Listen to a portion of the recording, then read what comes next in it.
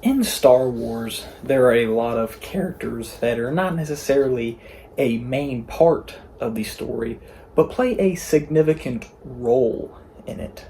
One of my favorite examples is Dexter Jester.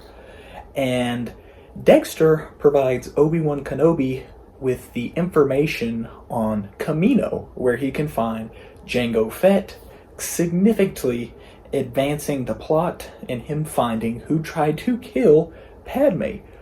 Now, not a lot of people know Dexter, but he is a significant role in the plot and therefore is significant to Star Wars, and most likely Star Wars universe would not exist if not for Dexter Jester. Now, what is this all trying to say? What I'm trying to say is that there's something called the Glup Shiddo fallacy. Now, if you're not familiar, a Glup Shiddo, I-D-D-O, not T, no vulgar language here, is a character that is not highly mentioned. Their name is not widely known amongst the audience. Not a lot of screen time, maybe a frame or two, but the point is that these very minute characters play a significant role in the storyline, and it happens in real life as well. If you've seen my other videos, you might know of someone called U.S. General Edward Lansdale. He was U.S. General, and he serviced a lot of the CIA operations during JFK's administration and LBJ's administration. Now, it could be argued that Edward Lansdale had more to do with the Bay of Pigs invasion and the foreign policy in Cuba and other places than any of the presidents did in their time, and he could have got the U.S. government in a lot of trouble because of Project Bluebeam, Operation Mockingbird, and all that good stuff. And not a lot of people know who he is. That being said, he still had a lot of power, arguably more power than any president that a lot of people know. Like, everybody knows the presidents, but not a lot of people know who's in the Senate and in the House.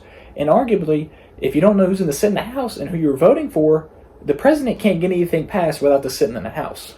So, there again, not everybody can name who's in the Senate and the House, but everybody can name your president right now. And that just goes to show that whoever is at the top, whoever the head honcho per se is, doesn't always mean they necessarily have the most power.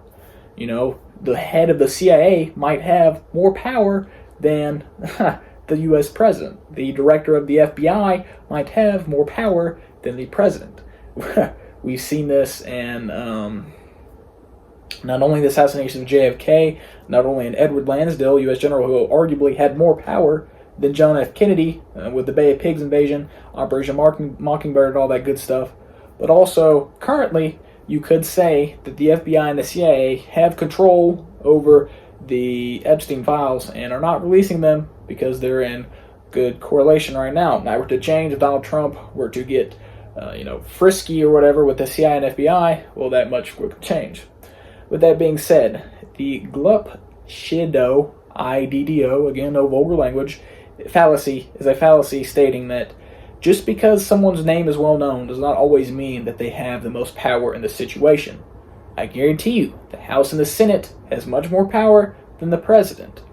And the CIA director and the FBI director, much more power than the president. The Secret Service director, who watches over the president. If they wanted to get into a plot to kill the president, be incredibly easy.